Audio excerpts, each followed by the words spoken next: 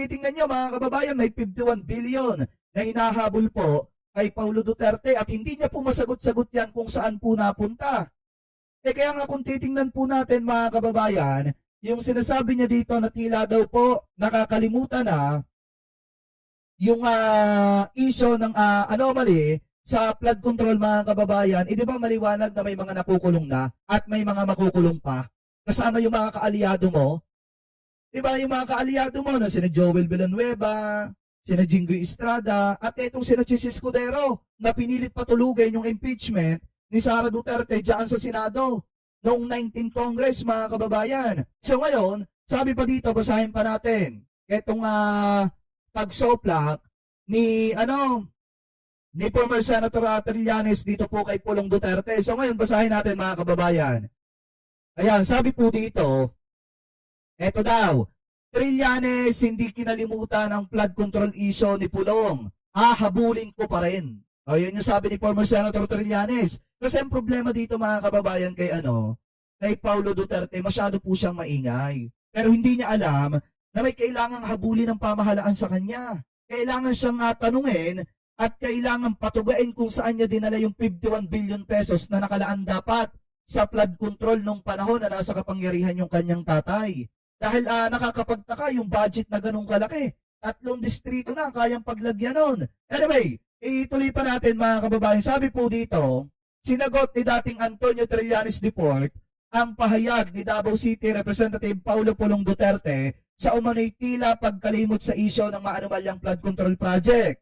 Sabi dito, unang inihayag ni Duterte ang umano'y diversion, diversionary tactic, mula sa naturang isyo kung saan pinagtuunan niya ang impeachment ingay sa pagitan ng Senado at Chinese Embassy sa West Philippine Sea at muling pagbabalik ni dating House Speaker Martin Romualdez. Sabi pa dito, have we really forgotten the trillion peso flood control anomaly?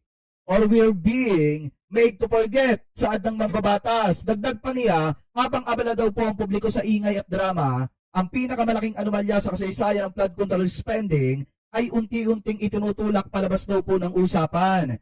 Sa hiwalay namang pahayag, sinagot daw ni former Senator Trillanes, ito daw pong si Duterte, at sinabing, hayaan mo Pulong, hindi ko kinalimutan, hahabulin pa rin kita sa 51 billion pesos mo. Yan yung sabi dyan mga kababayan. Sabi pa dito, matatandaan naman ang una ng inalmahan ni Duterte ang umani 51 billion insertion sa infrastructure project sa Davao City na iniuugnay po sa kanya. At maliwanag din naman mga kababayan na hindi lamang po basta aligasyon yung kay Pulong Duterte na 51 billion pesos. Yan po ay pinatotohanan ni former Undersecretary o former DPWH Undersecretary Maria Catalina Cabral. Di ba bago siya binawian ng buhay.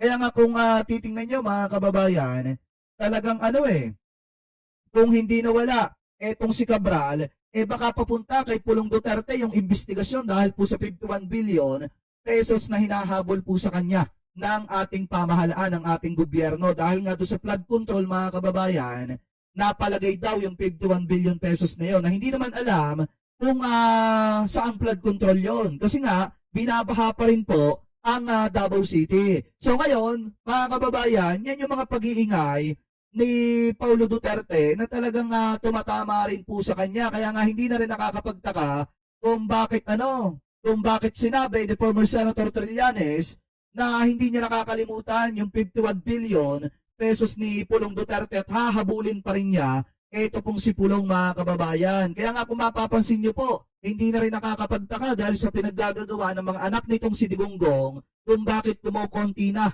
ito pong Duterte Black. Hey, tingnan niyo mga kababayan, diba? Hindi na rin nakakapagtaka kung bakit pa konti na itong Duterte Black. Dahil nga kung mapapansin niyo po, dito sa post ni Senator Robin Padilla, ito yung sinasabi niya dito, yan, huwag naman po sana masyadong mataas ang tingin nyo po sa inyong sarili.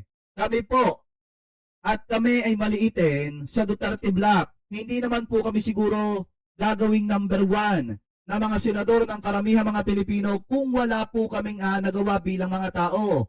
Hindi po ba bilang mga politiko, ang aming serbisyo sa aming kapwa-tao at sa inang bayan ay hindi po nakabase lamang sa pagiging pasweldo ng taong bayan kung hindi sa pagmamahal at pagmamalasakit daw. Tatanungin kita, Senator Robin Padilla, kailan ka nagpakita ng malasakit sa mga kababayang Pilipino po natin? Especially yung ang ikinabubuhay ay nakaasa dyan sa West Philippines eh. Sige nga, hindi ako nagtatanong lang naman kay Senator Robin Padilla. Mahirap kasi talaga mga kababayan sa totoo lang. Kaya lang naman siya ginawang number 1 na senator na mga kababayang Pilipino po natin noong 2022 kasi dumikit po siya sa unity team. Kung hindi siya nagsalim pusa sa unity team, hindi naman po mananalo yan. Diba? Lalo na kung hindi nagpa-epal yan doon sa meeting de avance ng unity mga kababayan noong 2022, hindi naman po mananalo yan. Di ba kung matatandaan nyo, yung huling meeting de avance noong 2022 mga kababayan, nagparinig po siya sa mga dilawan at sinabi niya na natulog lamang daw po ang mga tao ng mga panahon na lumaban si PBBM noong 2016, natalo na daw po si PBBM. So ngayon, syempre, bibilib sa kanya. Yung mga Marcos loyalists, mga kababayan, at yung mga sumusuporta sa unity noong 2022, kaya siya ibinoto, mga kababayan, ng marami sa mga kababayang Pilipino po natin. So yun ang dahilan kung bakit nag-number 1 siya. Hindi naman expected ng taong bayan na pulpul na senador pala itong si Senator Robin Hood Padilla. Ano po, at walang malasakit sa mga kababayan po natin mangingisda dyan po sa West Philippines. So ngayon, hindi na rin nakakapagtaka kung bakit po konti na lang kayo na Duterte Black dyan. Kasi biruin nyo mga kababayan sabi dito ni Senator Robin Padilla pa, solid Duterte Black kami. Sulido ang Duterte Black sa Senado ayon kay Senator Bongo daw at kay Robin Padilla. Sa isang video na ipinaus ng senador sa Facebook ngayong Lunes, February 9, makikita si Nago at Senator Robin Padilla na magkasama sa plenaryo ng Senado habang may isinusulat sa papel. Duterte Black kami, kayo na lang ang sumama saad sa isinulat daw po ng 2 senador. So ngayon, yung Duterte Black, dadalawa na lang. Dadalawa na lang mga kababayan kasi nga, nagtatago si Senator Bato de la Rosa at hindi na po alam kung nasa saan na. So ngayon hindi na rin nakakapagtaka kung bakit saglit na parami po sila, pakonti po sila ng pakonti. Kasi nga bukod po sa mga pinaggagawa nitong mga anak ni Digonggong mga kababayan, maliwanag din naman na yung mga taga-suporta ni dating Pangulong Rodrigo Duterte, kanya-kanyang tirahan na po.